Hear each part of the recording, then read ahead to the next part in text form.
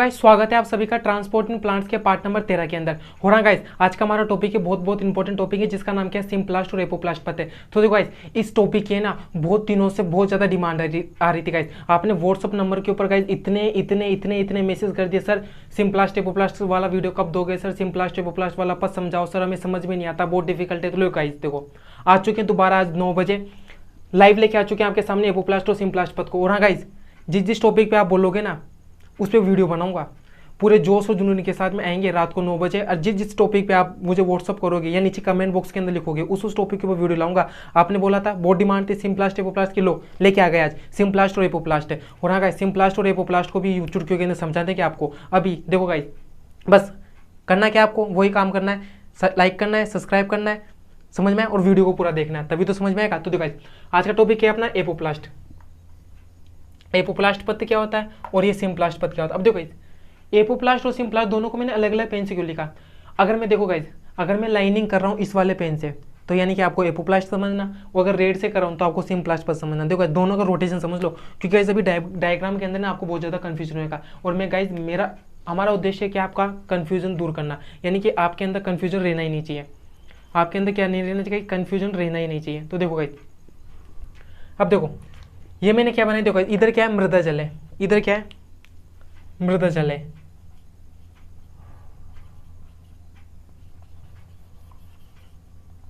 इधर क्या है गाइस सोइल वाटर है। और हाँ गाइस सोइल वाटर पढ़ा चुका हूं मैं, इससे पहले वाली वीडियो के अंदर जाके देख लेना, 2 वीडियोस थी, 2 वीडियोस के अंदर सोइल वाटर को डिटेल से पढ़ाया अपन ने। सो गाइस ये मत बोलना तो इधर दिख रहा है, हाँ इधर क्या मृदा जल है। अब देखो ये मैंने क्या बनाया, ये क्या बनाया मैंने रूट हेयर, ये क्या बनाया मैंने रूट हेयर बनाए, यानी कि मूल रोम। क्या बना दिया मैंने, मूल रोम बना दिया, दिख रहा है ना। हाँ तो देखो ये क्या बना दिया, मूल रोम बना दिया। अब देखो पहले वाली वीडियो से आपको एक क्वेश्चन होता है मूल रोम बताओ कहाँ पाए जाते हैं, जड़ के कौन से वाले भाग में पाए जाते हैं। तो गाइस मूल रोम किस में पाए जाते हैं, परिपक्वन क्षेत्र के अंदर, मेचुरेशन क्षेत्र के अंदर क्या पाए जाते हैं, मूल रोम पाए जाते हैं। देखो गाइस क्योंकि एक जड़ की स्ट्रक्चर पढ़ेंगे ना अपन, अभी तक मैंने पढ़ाई नहीं पर बता दूंगा, जल्दी बता दूंगा। आप रिक्वेस्ट करोगे तो जरूर बताऊंगा, ऐसे भी नहीं करोगे तो भी बताऊंगा, क्योंकि जब चैप्टर पढ़ाएंगे तो डिटेल से तो पढ़ेंगे। पर देखो मूल जो होती है ना, जो जड़ होती है उसके अंदर अलग अलग संरचना पाई जाती है। एक तो आ जाता है परिपक्वन क्षेत्र हो जाता है, इलोंगेशन क्षेत्र आ जाता है, जो नीचे रूट केप आ जाती है, तो अलग अलग क्षेत्र होते हैं। तो गाइज मूल रोम हर जगह नहीं पाए जाते, मूल रोम केवल परिपक्वन क्षेत्र में पाए जाते हैं। तो ये क्या मूल रोम है, यानी कि रूट हेयर है। अब रूट हेयर के आगे आते हैं तो ये वाला भाग, ये क्या बनाई मैंने, एपिडर्मिस बनाई। ये क्या आ जाती है, एपिडर्मिस आ जाती है। फिर आगे बना ये वाला क्या भाग आ जाता है भाई, कोर्टेक्स आ जाता है। कोर्टेक्स जानते हो ना, वल्कुट, वल्कुट आ जाता है। फिर अंदर ये वाली क्या बना दी मैंने, एंडोडर्मिस बना दी।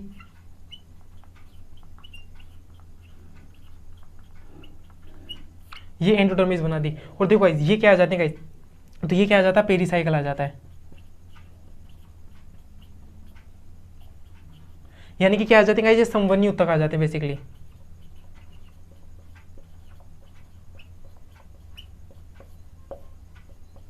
यानी कि वेस्कुलर टिश्यूज,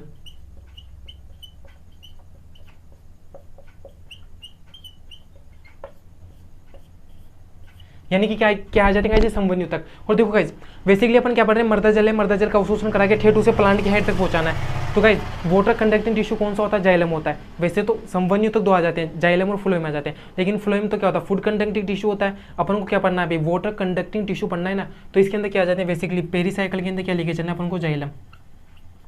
और आप सब जानते हो कि जाइलम क्या होता है, वाटर कंडक्टिंग टिश्यू होता है। एंडोडर्मिस आ जाते हैं, फिर एंडोडर्मिस में पेरिसाइकिल, पेरिसाइकिल के अंदर क्या आ जाते हैं, पेरिसाइकिल यानी कि संवहनी। देखो एक मिनट,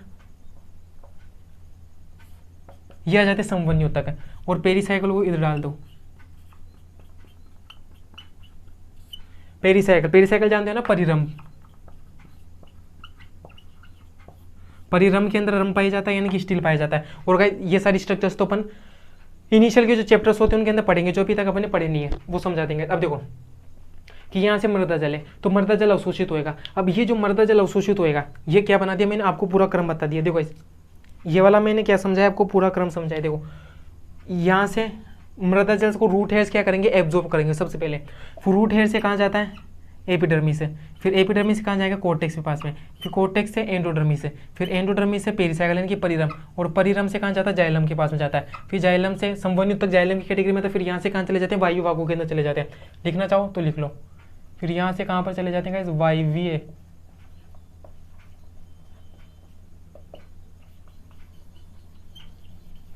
वायवीय भागों तक चले जाते हैं। समझ में? अब देखो इसमें दो प्लस, यहाँ पर दो पद काम करते हैं, कौन कौन से, एपोप्लास्ट और सिम्प्लास्ट। अब एपोप्लास्ट कैसे होता है और सिम्प्लास्ट क्या होता है अभी समझाते हैं हमको। तो देखो कैसे, एक तो क्या होता है, जैसे कि यहाँ से गया एपोप्लास्ट को ना, तो एपोप्लास्ट को इस वाले से यूज करेंगे, एपोप्लास्ट को इस वाले मार्कर। तो देखो एपोप्लास्ट पद पता कैसे काम करता है, जैसे यहाँ से होता हुआ गया और एक पद यहाँ से होता हुआ यूं गया, यूं गया, यूं गया,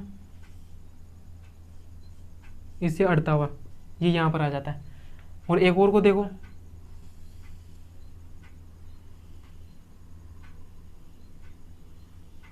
ये आ गया। तो ये तो क्या बना दिया मैंने, एपोप्लास्ट पद काम करता है। एपोप्लास्ट पद के अंदर पता क्या, एपोप्लास्ट पद कौन सा होता है, तो देखो कोशिका भित्ति से होता है। ये देखो ये क्या बनाई मैंने, कोशिका भित्ति से अड़ते हुए, कोशिका भित्ति से अटैच होके जा रहे हैं ना, ये देखो गाइस, दोबारा लाइनिंग करूंगा तो खराब हो जाएगा डायग्राम, आप समझ रहे हो। तो कोशिका भित्ति से होता हुआ, अरे कहाँ से, अंतर कोशिका अवकाशों से, क्योंकि ये देखो अंदर की ये क्या, अंतर कोशिका अवकाश यानी कि इंटरसेल्युलर स्पेसेस है, तो इंटरसेल्युलर स्पेसेस से होता हुआ और कोशिका भित्ति से होता हुआ जो पद काम करता है वो पद कौन सा आ जाता है, एपोप्लास्ट पद काम करता है। और जो सिम्प्लास्ट होता है ना, वो पता कहाँ था, कोशिका द्रव्य से होता हुआ और वो प्लाज्मोडेस्माटा से होता हुआ जाता है। प्लाज्मोडेस्माटा जानते हैं जो अंदर का कनेक्शन होता है कोशिका द्रव्य से, वो प्लाज्मोडेस्माटा से होता हुआ जाएगा। तो देखो एपोप्लास्ट पद पता है कैसे काम करता है, जैसे यहाँ से जाएगा, यहाँ से जाएगा, ये देखो इसके अंदर से होते हुए, इसके अंदर से होते हुए, इसके अंदर से होते हुए, इनके अंदर से होते हुए, ये इस प्रकार से काम करता है। ये देखो अंदर से होते हुए, अंदर से होते हुए, अंदर से होते हुए, अंदर से होते हुए, ये इस प्रकार से तो बना दिया मैंने। तो ये रेड में तो क्या बना है, सिम्प्लास्ट, और इसके अंदर क्या बना है मैंने, एपोप्लास्ट पद है। तो देखो एपोप्लास्ट पद तो कहाँ से जाता है, एपोप्लास्ट पद तो कहाँ, एक तो अंतर कोशिका अवकाशों से और कोशिका भित्ति से होता हुआ जाता है एपोप्लास्ट पद। और सिम्प्लास्ट पद कहाँ से जाता है, तो सिम्प्लास्ट पद जाता है कहाँ से, एक तो अंदर से होता हुआ यानी कि कोशिका द्रव्य से होता है और प्लाज्मोडेस्माटा से होता हुआ जाता है। समझ में? अब देखो ये इतना डायग्राम तो समझ में आ गया। और क्रम याद करना आपको, तो रूट है से होता है एपिडर्मिस, एपिडर्मिस से कोर्टेक्स, कोर्टेक्स से एंडोडर्मिस, एंडोडर्मिस से पेरिसाइकल यानी कि परिरम, और परिरम से भी जाइलम आ जाता है। जाइलम क्या जाता है, वाटर कंडक्टिंग टिश्यू आ जाता है। लिखना चाहते हो तो लिख लो, this is the water conducting tissue होता है। बात समझ में? तो ये क्या होता है, वाटर कंडक्टिंग टिश्यू होता है ये जाइलम। और फ्लोएम कैसा होता है, फूड कंडक्टिंग टिश्यू आ जाता है, वो पढ़ेंगे बना के। अब देखो गाइस इतनी बात क्लियर, मैं साइड में हटता हूँ, आप स्क्रीनशॉट मारो इसका, ले लिया गाइस, स्क्रीनशॉट ले लिया। अब देखो गाइस एक डायग्राम नीचे और लेके चल रहे अपन, ये देखो गाइस एक डायग्राम क्या कर रहे हैं अपन, नीचे भी लेके चल रहे हैं। तो देखो गाइस नीचे लेकर चल रहे हैं डायग्राम, तो देखो इसके अंदर ये सबसे पहले मैंने क्या बना दिया, एपिडर्मिस बना दिया, फिर ये कोर्टेक्स आ जाता है, फिर ये वाला भाग एंडोडर्मिस आ जाता है, फिर ये वाला भाग पेरिसाइकल आ जाता है। चलो लिखते हैं। तो देखो गाइस ये वाला भाग कौन सा आ जाता है, पेरिसाइकल। और आई होप यहाँ पर आपको दिख रहा होगा, दिख रहा है गाइस। तो ये वाला भाग पेरिसाइकल आ जाता है, ये वाला भाग कौन सा आ जाता है, एपिडर्मिस, ये वाला भाग कोर्टेक्स। इसमें गाइस कुछ चीज़ें समझानी मेरे को आपको, ये वाला तो डायग्राम क्लियर है ना, अब इससे थोड़ा और अच्छे से समझ में आएगा। और ये कौन सा आ जाता है, फिर एंडोडर्मिस आ जाती है ये वाली।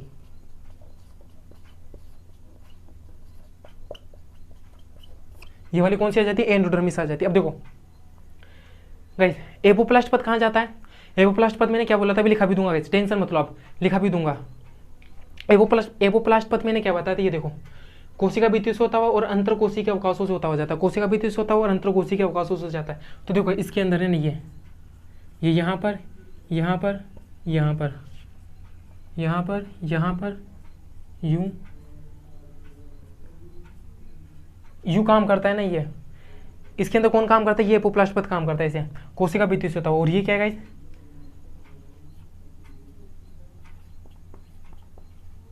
इधर नहीं गाइस, इधर कोई मेरे को कुछ लिखना है, आप याद रखना गाइस, ये क्या है, कोशिका भित्ति है, आप याद रखना। ये देखो यहाँ से भी होता हुआ, ये क्या जाएगा, एपोप्लास्ट पद जाएगा यहाँ पे। गाइस थोड़ा नीचे बनाए डायग्राम, सो प्लीज़ गाइस थोड़ा बहुत समझने की कोशिश करना, क्योंकि बोर्ड छोटा पड़ता है। अब देखो गाइस ये तो एपोप्लास्ट पथ काम करता है। सिम्प्लास्ट पथ मैंने क्या बोला था, सिम्प्लास्ट पथ कोशिका द्रव्य से होता हुआ और प्लाज्मोडेस्मेटा से होता है, प्लाज्मोडेस्मेटा से होता हुआ जाता है। तो ये कहीं यहाँ पर ये वाला पथ कौन सा आ जाता है, सिम्प्लास्ट पथ आ जाता है, ये अंदर से होता हुआ। समझ में आ रहा है, ये देखो गाइस।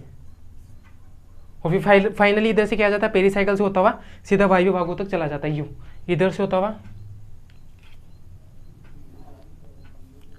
वायव्य भागों से चला जाता है। समझ में गाइस, इधर से होता हुआ कहाँ चला जाएगा, वायव्य भागों से होता हुआ चला जाता है। अब देखो गाइस, क्योंकि इधर जाइलम वगैरह आ जाते हैं।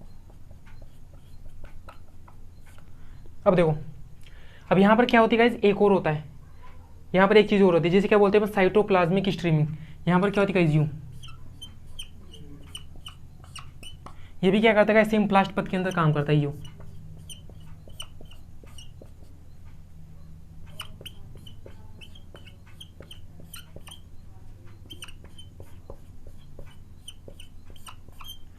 यानी कि क्या होता है गाइस, अंदर जो साइटोप्लाज्म होता है वो भी यूं घूमता है, यानी कि जिसे क्या बोलते हैं, साइटोप्लाज्मिक स्ट्रीमिंग के नाम से जानते हैं। और ये साइटोप्लाज्मिक स्ट्रीमिंग भी क्या होता है, सिम्प्लास्ट पथ के अंदर सहयोग प्रदान करती है। अब देखो गाइस, ये तो होता है। अब देखो गाइस, मैंने यहाँ पर क्या बनाया, कुछ बैरियर बनाए, ये डिजाइन नहीं गाइस, बैरियर है। आप जानते हो गाइस, डिजाइन तो बना के क्या करेंगे अपन, डिजाइन का तो अपने यहाँ पे कुछ काम ही नहीं, हर चीज़ का कुछ ना कुछ मतलब होता है। तो मैंने डिजाइन नहीं बनाई, ये क्या बनाई मैंने, यहाँ पर बैरियर बनाया। आप सब गाइस अगर आप हल्का सा जानते हो, नहीं जानते तो कोई बात नहीं, अपन पढ़ेंगे, डिटेल से पढ़ेंगे, कोई टेंशन की बात नहीं, बता देंगे। नहीं जानते, जानते तो अच्छी बात है, नहीं जानते तो और भी अच्छी बात है, हम तो पढ़ाएंगे आपको। तो देखो यहाँ पर क्या होता है, ये क्या पाई जाती है, यहाँ पर केस्पेरियन स्ट्राइप्स पाई जाती है, कि केस्पेरियन परत पाई जाती है एंडोडर्मिस के अंदर। तो एंडोडर्मिस में क्या पाई जाती है, यहाँ पर केस्पेरियन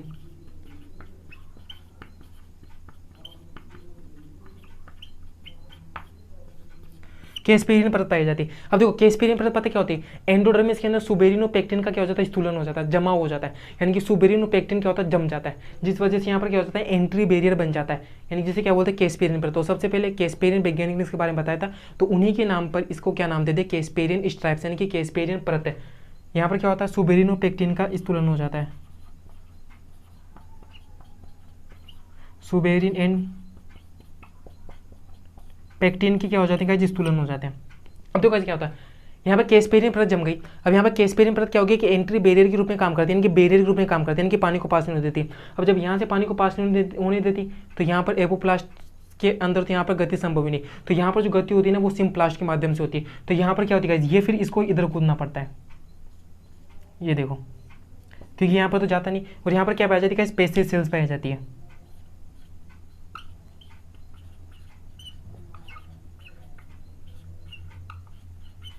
बेसिकली इस वाले डायग्राम से समझाने का ये उद्देश्य था हमारा, कि यहाँ पर केस्पेरियन परत पाई जाती है एंडोडर्मिस के अंदर। तो देखो गाइस, और ऐसे भी जो फर्स्ट चेक पॉइंट पाया जाता है वो एंडोडर्मिस के अंदर पाया जाता है। तो एंडोडर्मिस के अंदर गाइस एपोप्लास्ट से तो गति संभव है ही नहीं, एपोप्लास्ट से पथ से तो गति संभव नहीं, तो सिम्प्लास्ट होगी। और गाइस अब मैं साइड में रखता हूँ, आप क्या मारो, इसका एक बार स्क्रीनशॉट मारो, ले लिया गाइस आपने स्क्रीनशॉट। अब देखो स्क्रीनशॉट ले लिया, अब इसको ऊपर करते हैं, समझ में, स्क्रीनशॉट ले लिया आपने। अब देखो गाइस एक बार आप एक बार और समझ लो। अब क्या कर रहा हूँ मैं गाइस, पूरे को रफ कर रहा हूँ, और रफ करके अब क्या कर रहा हूँ मैं, कुछ चीज़ें लिख रहा हूँ जो कि आपको लिखनी है। देखो गाइस आई होप आपको अच्छे समझ में आएगा। अगर नहीं समझ में आया तो गाइस वीडियो का क्या फ़ायदा है, पीछे घुमाओ, पीछे लेके जाओ, क्योंकि अब पूरा कंट्रोल आपके हाथ में।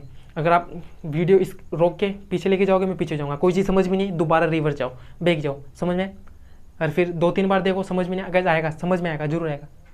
हम बैठे ना फिर, अब फिर भी कोई डाउट्स ले चाहते हैं तो आप मुझे व्हाट्सअप करें, नीचे कमेंट बॉक्स में डालें, जवाब दूंगा, समझ में। अब देखो मैं साइड में हटता हूँ, स्क्रीनशॉट तो मार लिया आपने। अब देखो गाइस मैं इसको रफ करता हूँ और आगे लिखते हैं। हाँ तो देखो गाइस अब बात करते हैं अपन किसकी, एपोप्लास्ट की और सिम्प्लास्ट की। तो देखो गाइस एपोप्लास्ट के अंदर मैंने क्या बताया था कि जल की गति कोशिका भित्ति से होती है और अंतर कोशिका अवकाशों के अंदर होती है। तो ये देखो गाइस कि जल की गति कोशिका भित्ति से और अंतर कोशिकीय अवकाशों के द्वारा होती है, यानी कि बेसिकली इन्हें किस नाम से जानते हैं अपन, अजैविक स्थलों से।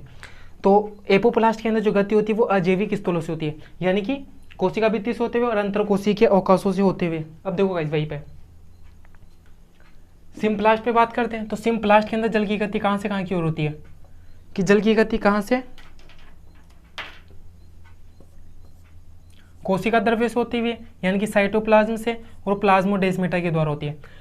तो सिम्प्लास्ट में जल की गति कोशिका द्रव्य से होती हुई, यानी कि अंदर से अंदर घुस के मारता है। अंदर घुस के कौन मारता है, सिम्प्लास्ट। बाहर से कौन मारता है, एपोप्लास्ट। याद रखना इसे, समझ में आए। तो देखो कोशिका द्रव्य से प्लाज्मोडेस्मेटा के द्वारा, यानी कि बेसिकली इन्हें क्या बोलते हैं जैविक स्थल। तो जैविक स्थलों से गति कहाँ पर संभव है? सिम्प्लास्ट में। अजैविक स्थलों से कहाँ पर होती है? एपोप्लास्ट में। अब देखो एपोप्लास्ट के अंदर साइक्लोसिस प्रयुक्त नहीं होती, साइक्लोसिस प्रयुक्त नहीं होती, यानी कि साइक्लोसिस बताई थी मैंने, जो अंदर अंदर जो घूमता रहता है साइटोप्लाज्मिक स्ट्रीमिंग, वो एपोप्लास्ट में साइक नहीं होती। वो कहाँ पर होती है? सिम्प्लास्ट में होती है। तो सिम्प्लास्ट में क्या होता है? साइक्लोसिस, ये जिसे बोलते हैं साइटोप्लाज्मिक स्ट्रीमिंग, यहाँ पर प्रयुक्त होती है। तीसरी बात क्या है? एपोप्लास्ट के अंदर गति कहाँ पर होती है? वल्कुट से परिरंभ इत्यादि के अंदर होती है। तो वल्कुट के अंदर यानी कि कोर्टेक्स, परिरंभ यानी कि पेरिसाइकल इत्यादि के अंदर संभव होती है। अब सिम्प्लास्ट के अंदर कैसे? एंडोडर्मिस के अंदर तो गति एपोप्लास्ट से संभव ही नहीं है, क्योंकि वहाँ पर कैस्पेरिन स्ट्राइप आ जाती है जो जल के लिए अपारगम्य होती है। तो वहाँ पर गति केवल सिम्प्लास्ट के माध्यम से होती है, याद रखना, वेरी वेरी इंपॉर्टेंट है। तो देखो लिख रखा है एंडोडर्मिस के अंदर जो गति होती है केवल और केवल कहाँ से? सिम्प्लास्ट के द्वारा संभव है। तो एंडोडर्मिस में गति केवल सिम्प्लास्ट के माध्यम से होती है, क्योंकि क्या पाई जाती है? कैस्पेरियन स्ट्राइप होती है जो सुबेरिन एवं पेक्टिन से क्या होती है भाई? निर्मित होती है, जो जल के लिए क्या होती है भाई? अपारगम्य होती है। जो जल के लिए क्या होती है भाई? अपारगम्य होती है। देखो पहली बार मैं साइड में रखता हूँ, अब इसका स्क्रीनशॉट मान लो।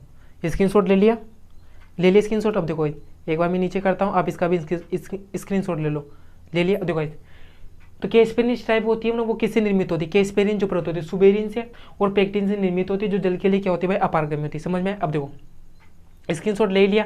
अब गाइस यहाँ पर एक बात आपको और याद रखनी कि जल और खनिज स्थानांतरण के लिए जो चेक पॉइंट होते हैं, यानी कि जो नियंत्रण होता है, वो कहाँ पर होता है? एंडोडर्मिस के अंदर होता है। जो फर्स्ट चेक पॉइंट पाया जाता है, यानी कि कोई गलत चीज़ तो नहीं जा रही। चेक पॉइंट जानते हो ना, जैसे पुलिस के चेकअप वगैरह करती है ना, गाड़ी वगैरह रोक के, वो गलत चीज़ तो नहीं जा रही। तो इसी प्रकार जो फर्स्ट चेक पॉइंट होता है इनके अंदर भी होता है, तो वो कहाँ पर होता है? एंडोडर्मिस के अंदर होता है। समझ में? लिखने की आवश्यकता है, लिख लो गाइस, मैं बोल रहा हूँ एंडोडर्मिस। तो एंडोडर्मिस के अंदर जल और खनिज स्थानांतरण हेतु क्या पाया जाता है? फर्स्ट चेक पॉइंट पाया जाता है, यानी कि नियंत्रण बिंदु पाया जाता है। समझ में?